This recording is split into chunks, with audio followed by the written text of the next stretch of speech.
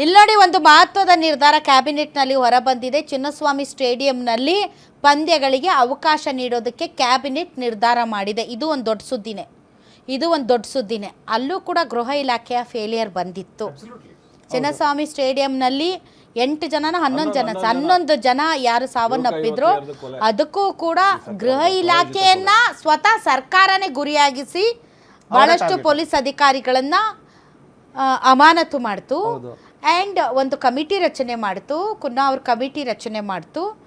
ಮತ್ತು ಈ ವಿಚಾರಕ್ಕೆ ಸಂಬಂಧಪಟ್ಟಂತೆ ಇವತ್ತು ಕ್ಯಾಬಿನೆಟ್ ಮೀಟಿಂಗ್ ಇತ್ತು. ಯಾವ ರೀತಿಯಾದಂಥ ಪೂರ್ವ ಸಿದ್ಧತೆಗಳನ್ನು ಮಾಡಿಕೊಂಡಿದೆ ಚಿನ್ನಸ್ವಾಮಿ ಸ್ಟೇಡಿಯಂನ ಆಡಳಿತ ಮಂಡಳಿ ಮತ್ತು ನಮ್ಮ RCB ಅನ್ನೋದ್ರ ಬಗ್ಗೆ ಸಂಪೂರ್ಣವಾಗಿ ಡಿಸ್ಕಷನ್ ಮಾಡಿ ಈಗ ಚಿನ್ನಸ್ವಾಮಿ ಸ್ಟೇಡಿಯಂನಲ್ಲಿ ಪಂದ್ಯಗಳನ್ನು ನಡೆಸೋದಕ್ಕೆ ಅವಕಾಶ ಕೊಟ್ಟಿದೆ. ಇದು ಕ್ರಿಕೆಟ್ ಪ್ರೇಮಿಗಳಿಗೆ ಒಂದು ಗುಡ್ ನ್ಯೂಸ್. ಯಾಕೆ ಅಂತಂದರೆ ಈ ಇಡೀ ದೇಶವನ್ನು ಒಂದು ಮಾಡೋದು ಎರಡೇ ವಿಚಾರ, ಒಂದು ಪಾಕಿಸ್ತಾನ, ಇನ್ನೊಂದು ಕ್ರಿಕೆಟ್. ಸೊ ಹೀಗಾಗಿ ಈ ಕ್ರಿಕೆಟ್ ವಿಚಾರದಲ್ಲಿ ಜನರಿಗೆ ಒಂದು ಗುಡ್ ನ್ಯೂಸ್ ಕೊಟ್ಟಿದೆ. ಬಟ್ ಗುಡ್ ನ್ಯೂಸ್ ಕೊಡೋದು ಇಂಪಾರ್ಟೆಂಟ್ ಅಲ್ಲ.